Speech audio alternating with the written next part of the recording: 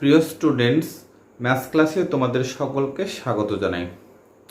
গণিত শাস্ত্রে এমন কিছু ফর্মুলা বা সূত্র আছে বা উপপাদ্য আছে বা অসমতা বা বিভাজ্যতা আছে, যেগুলি গতানুগতিক সমাধান কৌশল ছাড়া দুটি যুক্তিগ্রাহ্য পদ্ধতির মাধ্যমে প্রমাণ করা হয়, যা কিনা সকল ধনাত্মক অখণ্ড সংখ্যার ক্ষেত্রে প্রযোজ্য। এই দুটি যুক্তিগ্রাহ্য পদ্ধতির মধ্যে একটি হলো মেথড অফ ইন্ডাকশান আর একটি হলো মেথড অফ ডিডাকশান। তো আজকের বিষয় হলো মেথড অফ ইন্ডাকশান। তো মেথড অফ ইন্ডাকশান করার আগে মেথড অফ ডিডাকশান সম্পর্কে সাধারণ একটু ধারণা দেব, যাতে করে তোমরা মেথড অফ ইন্ডাকশানটি খুব সহজেই বুঝতে পারো। তো মেথড অফ ইন্ডাকশান কি না, মেথড অফ ইন্ডাকশানে কি করা হয় না, পার্টিকুলার কেস থেকে আমরা সাধারণ কেসে উপনীত হই। আর মেথড অফ ডিডাকশানে কি না, সাধারণ কেস থেকে আমরা পার্টিকুলার কেসে ডিডিউস করি বা উপনীত হই। তাহলে মেথড অফ ইন্ডাকশান কি না, মেথড অফ ইন্ডাকশান হচ্ছে যে না পার্টিকুলার কেস থেকে বিশেষ কেসে উপনীত হওয়া, সেটা হলো method of induction. Method of induction, okay. আর সাধারণ থেকে যখন বিশেষ কেসে আমরা উপনীত হব, সেটা হবে মেথড অফ ডিডাকশন। ডিডাকশন, ওকে। তাহলে পরে কি যে মেথড অফ ইন্ডাকশন হলো কি যে বিশেষ কেস থেকে, কয়েকটি বিশেষ কেস থেকে যখন আমরা একটা সাধারণ কেসে উপনীত হব, তখন সেই পদ্ধতিটা হবে কি মেথড অফ ইন্ডাকশন। আর মেথড অফ ডিডাকশন হলো যে সাধারণ কোনো বিবৃতি বা স্টেটমেন্ট থেকে আমরা কি করব, একটা বিশেষ বিবৃতি বা স্টেটমেন্ট দেব, তখন সেটা হবে মেথড অফ ডিডাকশন। যেমন একটা এক্সাম্পল নিই, ধরো যদি ম্যাথমেটিক্যাল এক্সাম্পল ছাড়া যদি এমনি সিম্পল সাধারণ এক্সাম্পল নিই, ধরো একটা বিবৃতি বা স্টেটমেন্ট নেওয়া হলো যে তোমার সকল পূর্বপুরুষ সৎ। এইখান থেকে যদি আমি দেখাই যে তোমার বাবা সৎ, হ্যাঁ, তোমার দাদা সৎ, দাদা মিন ঠাকুর, এটাতে অনেক আমি দেখাতে পারি। তাহলে এইটা হলো কি একটা জেনারেল তথ্য, একটা সাধারণ তথ্য বা সাধারণ একটা স্টেটমেন্ট, সেখানে আমি পার্টিকুলার আমি স্টেটমেন্ট পাচ্ছি। এটা হলো মেথড অফ কি ডিডাকশন বা অবরোহ পদ্ধতি। আর ঠিক এইখান থেকে যদি আমরা এই জেনারেলে উপনীত হতে পারি, অর্থাৎ তোমার বাবা সৎ, তার বাবা সৎ, তার বাবা সৎ, এইভাবে যদি আমরা উপনীত হতে পারি যে তোমার সকল পূর্বপুরুষ সৎ, তখন এই পদ্ধতিটা হবে কি মেথড অফ ইন্ডাকশন। ঠিক আছে, এবার একটা গাণিতিক এক্সাম্পল নেওয়া যাক।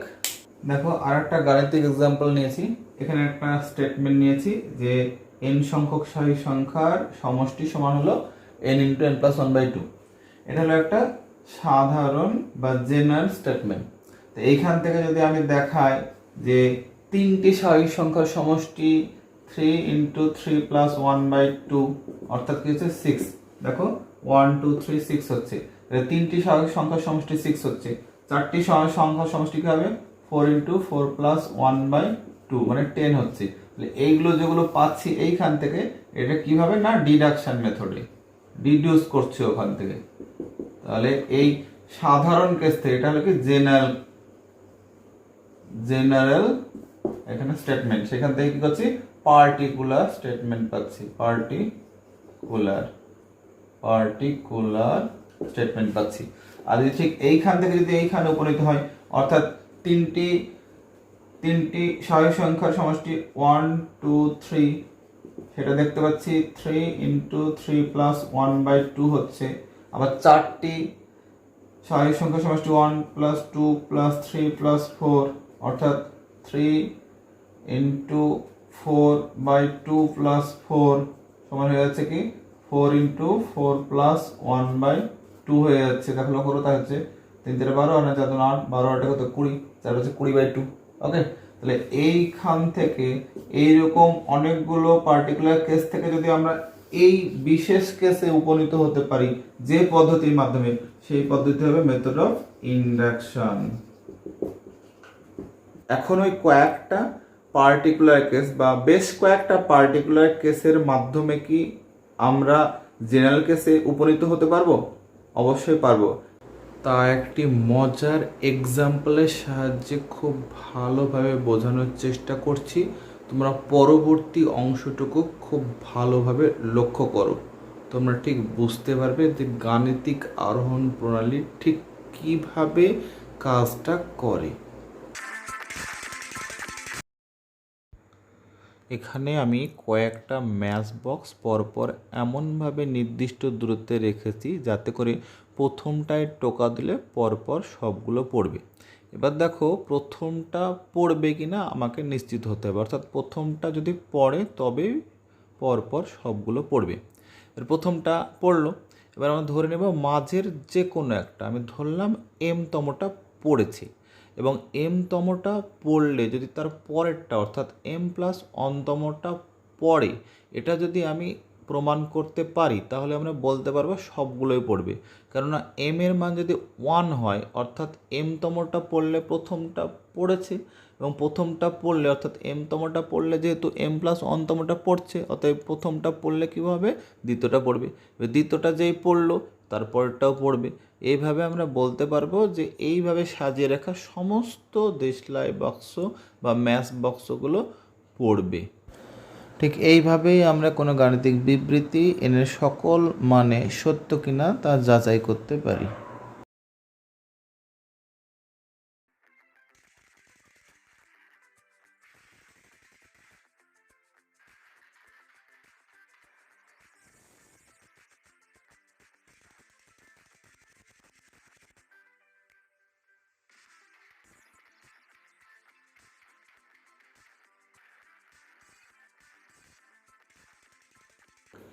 এবারে গাণিতিক আরোহণ পদ্ধতিটি এবার গাণিতিকভাবে দেখানো যাক। তো ধরি কোনো বিবৃতি ধনাত্মক পূর্ণ সংখ্যা দ্বারা প্রকাশিত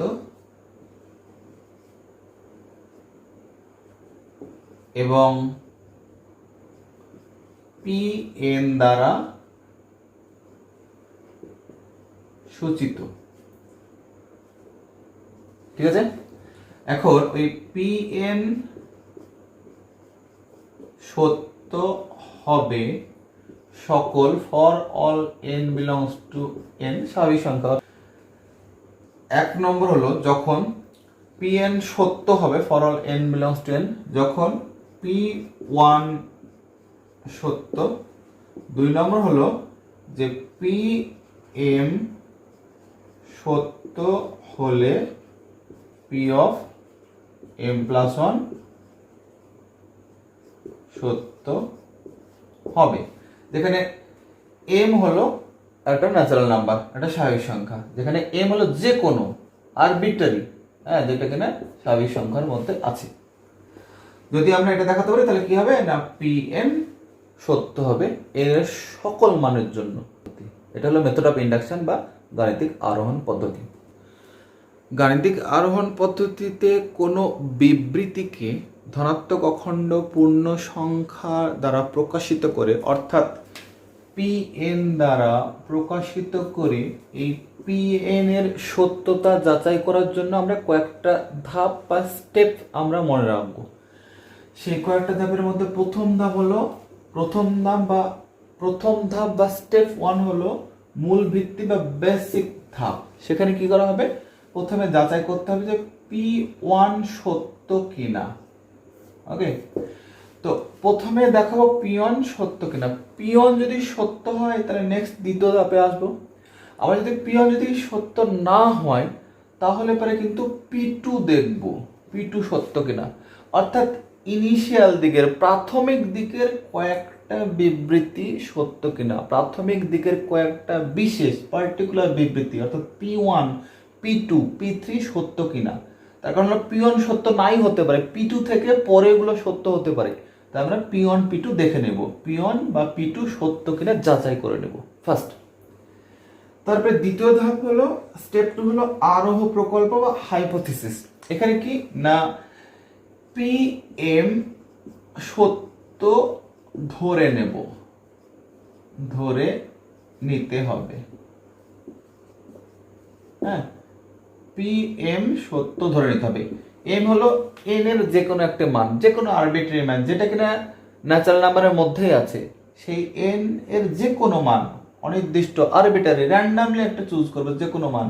এম কিন্তু 1 বা 2 বা 3 সবকিছুই হতে পারে, যে কোনো মান পি এম সত্য ধরে নিতে হবে। এবার আসছে তৃতীয় ধাপ বা স্টেপ 3, যেটাকে বলা হয় আরোহ ধাপ বা ইন্ডাকশন ধাপ। এই ধাপে পি এম সত্য ধরে প্রমাণ করব বা দেখাতে হবে পি অফ এম প্লাস 1 সত্য। অর্থাৎ পি এম সত্য ধরেছি আগের স্টেপে, এই স্টেপে দেখাবো কি পি এম সত্য হলে পি অফ এম প্লাস 1 সত্য।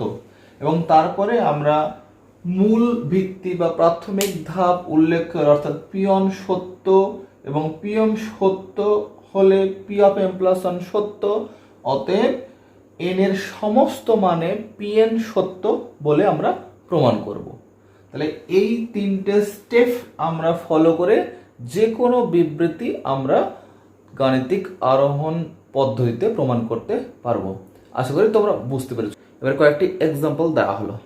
দেখো এখানে আমি একটা এক্সাম্পল নিয়েছি যে 1 + 2 + 3 + 4 n, অর্থাৎ n সংখ্যক স্বাভাবিক সংখ্যা তাদের সমষ্টি n × n + 1/2। এটা আমরা প্রমাণ করব গাণিতিক আরোহণ প্রণালীর সাহায্যে। তো প্রথমে ধরে নিই pn = ধরে নিই এই বিবৃতি হলো pn, অর্থাৎ pn such that 1 + 2 + 3 + 4 + n = n × n + 1/2।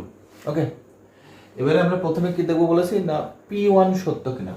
দেখো p1 দ্যাট মানে একটা টার্ম হবে, এদিকে n এর মান 1 বসিয়ে দেখো, এটা ইমপ্লাই করে 1 = 1, অতএব p1 সত্য। ঠিক আছে, এবারে কি করব ধরে নেব pm সত্য। তাহলে দ্বিতীয় ধাপ হলো কি যে ধরি n = m এর জন্য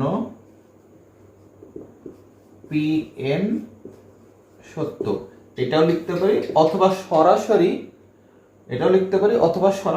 p, অথবা এটাও লিখতে পারি অথবা সরাসরি pm সত্য, এই কথাটা লেখা যায়। হ্যাঁ, এবারে তৃতীয় ধাপে কি করব যে pm সত্য ধরে নিচ্ছি, pm সত্য, অতএব 1 + 2 + 3 + m, অর্থাৎ m পর্যন্ত স্বাভাবিক সংখ্যার যোগফল কি হবে m × m + 1/2। এবারে শেষ ধাপে কি দেখাবো না pm সত্য হলে p অফ m + 1 সত্য। হ্যাঁ, এবার দেখো pm সত্য তাই এটা হয়েছে। এবারে p অফ m + 1 সত্য দেখানোর ক্ষেত্রে কি করতে হবে, এখানে আরেকটা টার্ম যুক্ত করতে হবে। দেখো এখন 1 + 2 + 3 + m + m + 1 আর একটা টার্ম নিয়ে নিলাম। এই কাজটি কি হচ্ছে এই অবধি কি pm, এই অবধি কি এই অবধি সামল এটা m × m + 1/2 প্লাস m + 1, তাহলে m + 1 কমন নাও, তাহলে কি হয় m/2 + 1 মানে হচ্ছে m + 1 × m + 2/2। তাহলে এটা হবে m + 1 + 1/2। তাহলে দেখো লক্ষ্য করো এখানে আমি ধরেছি pm সত্য, তাই এটা সত্য হয়েছে। তাই এবার দেখো যে 1 থেকে m + 1 সংখ্যক স্বাভাবিক সংখ্যার সমষ্টি, সেটাও কি হলো ওই ফর্মে এলো n × n + 1/2 এর মতো। এখানে n এর জায়গায় m + 1 আছে, দেখো লক্ষ্য করো, তাই তো। অতএব কি যে অতএব অতএব P of M plus one সত্য। ঠিক আছে, এবারে আমরা বলবো যে যেহেতু পি ওয়ান সত্য এবং পি এম সত্য হলে P of M plus one সত্য। অতএব গাণিতিক আরোহণ পদ্ধতিতে আমরা বলতে পারি এন এর সকল মানে পি এন সত্য। হ্যাঁ, অতএব গাণিতিক আরোহণ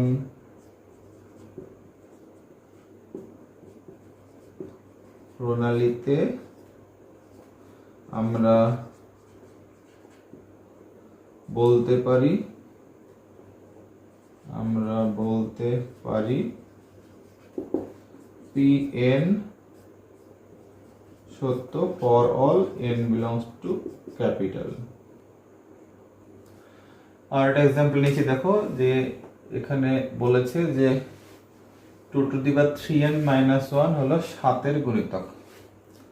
তাহলে আমরা ধরে নেব এটা pn such that 2^3n - 1 7 এর গুণিতক। ওকে, এবার দেখো প্রথম ধাপে কি দেখবো না p1 সত্য কিনা। দেখো p1 such that 2^3 × 1 - 1 মানে 7, যা 7 এর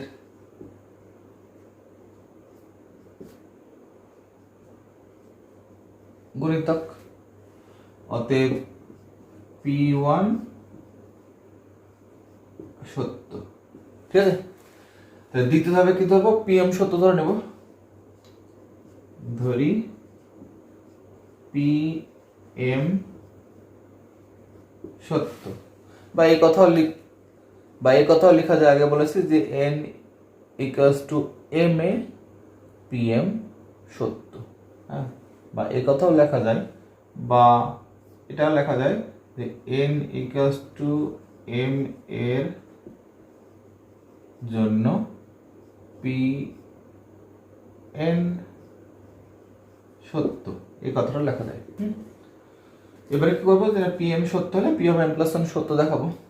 এবারে pm যেহেতু সত্য, অতএব 2^3m - 1 7 এর গুণিতক। হ্যাঁ, অতএব 2^3m - 1 সমান 7k ধরে নিই, পরে সুবিধা হবে ক্যালকুলেশনে। এবার আমাকে দেখাতে হবে যে p of m + 1 সত্য। এবার p of m + 1 সত্য দেখাতে হলে কি করতে হবে না 2^3 × m + 1 - 1 7 এর গুণিতক দেখাতে হবে। এখন 2^3m + 1 - 1 =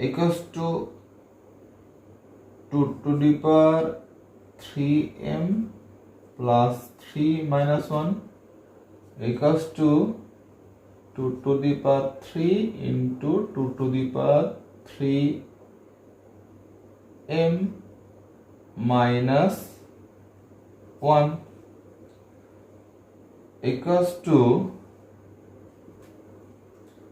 = 8 × 2^3m - 8 + 7 = 8 × 2^3m - 1 + 7। এবার এইটা ইকুয়ালস টু কি আগে দেখেছি যে 7k = 8 × 7k + 7 = 7 × 8k + 1। ওকে, তাহলে স্পষ্ট যে এটা অর্থাৎ 2^3m + 1 - 1 কি 7 এর গুণিতক, তাই তো 7 এর গুণিতক।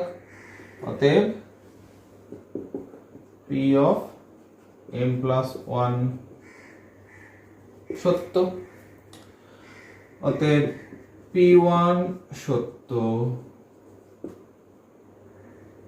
এবং PM সত্য ইমপ্লাই করে P অফ m+1 সত্য। অতএব গাণিতিক আরোহণ প্রণালীর সাহায্যে বলা যায় Pn সত্য for all n belongs to n। ওকে, অতএব এই স্টেটমেন্টটা, এই বিবৃতিটা কি না সত্য। ঠিক আছে, এই বিবৃতিটা কি না সত্য। ঠিক আছে, দেখো এখানে আরো একটা এক্সাম্পল নিয়েছি যে n square less than factorial n হবে n greater than equals to 4 এ, অর্থাৎ n এর মান 4 এর সমান অথবা বেশিতে n square less than factorial n হবে। তো আমরা এটা গাণিতিক আরোহণ প্রণালীর সাহায্যে দেখাচ্ছি। তো প্রথমে ধরে নিই Pn such that n square less than factorial n। ওকে, এবার দেখো আমি বলেছি যে প্রাথমিক দিকে আমি Pn টা সত্য দেখাবো। এই ক্ষেত্রে দেখো P1 দেখানোর দরকার নেই, যেহেতু n এর মান বলে দিয়েছে 4 অথবা তার বেশি হলে সত্য হবে। তাহলে আমরা কি দেখাবো, প্রথমে P4 দেখাবো। P4 such that 4 square less than factorial 4 বা 16 লেস দেন ফ্যাক্টরিয়াল 4 কত হবে 24, যা সত্য। অতএব P1 সত্য। ঠিক আছে, দ্বিতীয় ধাপে ধরি PM সত্য। হ্যাঁ, অতএব m square less than factorial m। এবার লক্ষ্য করো, আমাকে দেখাতে হবে যে P অফ m+1 সত্য। Pm সত্য হলে এখন P অফ m+1 মানে m+1 এর হোল স্কয়ার হতে হবে। এখন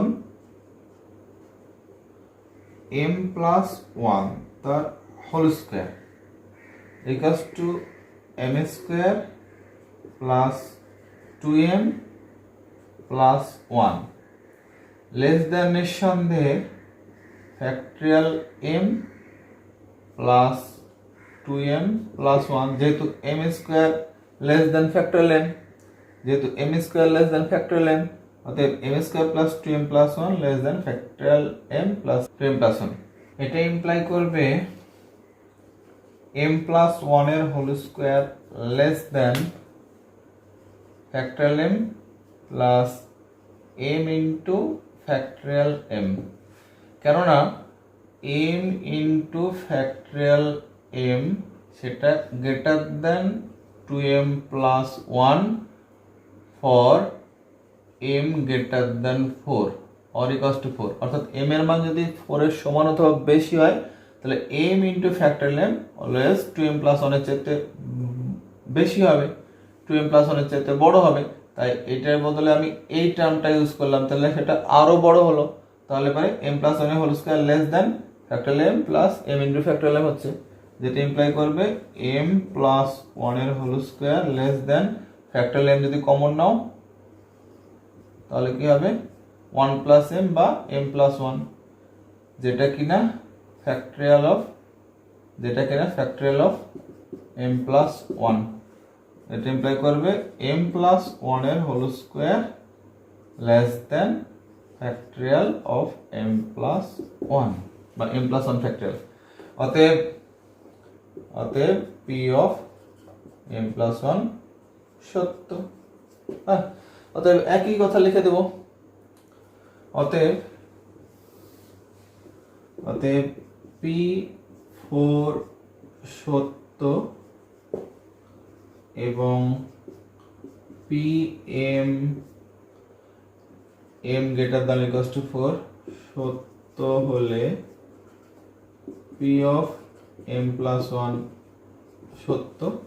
অতএব গাণিতিক